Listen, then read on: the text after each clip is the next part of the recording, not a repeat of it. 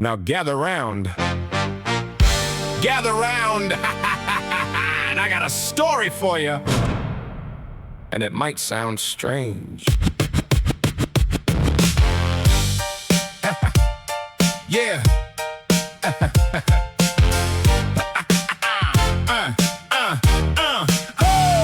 Back when I was young, I stayed in a crowded little place. Everybody knew somebody, everybody knew a face. Professor Chip was famous, had degrees up to the lid, wrote books about existence and the way existence did what it did.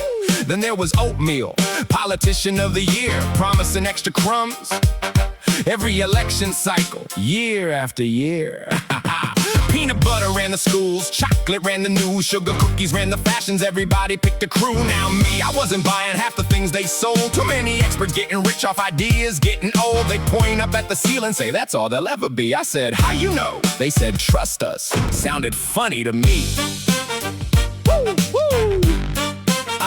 One day Professor Chip held a conference by the wall. Charts and graphs and pie charts had the biggest crowd of all. He said, we finally solved it, case closed, no mystery. Everybody clapped, even Oatmeal bought 3 copies. Then suddenly a shadow crossed above us, whole crowd got quiet quick. Professor Chip kept talking, but his voice got kinda sick. A rush of air came blowing, the ceiling started rising. Folks that spent their whole lives claiming certainty looked surprised. Then people started yelling, crumbs started flying. Somebody hollered, stay calm. 300 cookies started crying, half of them started praying.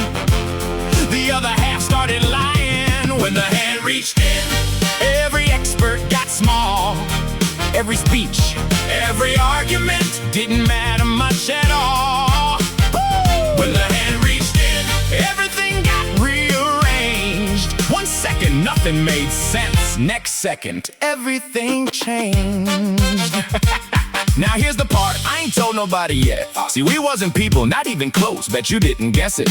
We were cookies in a jar way up on the shelf, spending all our years trying to explain ourselves. Professor Chip studied glass, Oatmeal studied crumbs, chocolate studied shadows. Everybody studied something, but nobody studied what was beyond the thing we call the sky. Nobody could explain the movement overhead or why. Then I saw it, 5 giant fingers moving as one, coming from a place bigger than our world. And then it was done, the hand moved through the crowd, past cookies better than me, past the fresh ones, past the famous ones, then somehow stopped at me.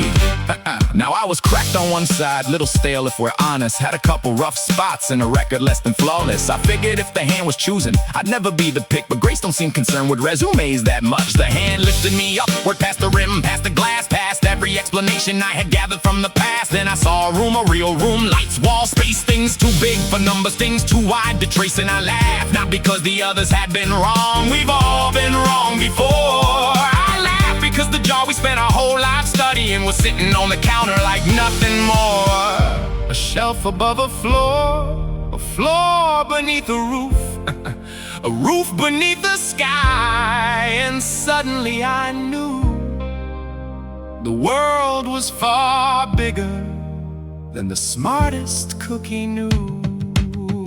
Now every now and then I hear the same old claims that glass is all there is. Different voices, different names, and I don't get angry. I just smile to myself, cause I remember life back in that little jar. See, the greatest thing I learned wasn't how big the room could be, wasn't how high the ceiling stood, or what existed beyond me. The greatest thing I learned, the thing that still amazes me, out of all those cookies, the hand reached down and reached for me. When the hand reached in, every expert got small. Every speech, every argument didn't matter much at all. When the hand reached in, everything got rearranged. 1 second, nothing made sense. Next second, everything changed. So if you're still inside the jar, arguing day and night, don't be shocked if one day the ceiling fills with light. And if the lid comes open, remember what I said. There might be a whole lot more beyond the glass ahead.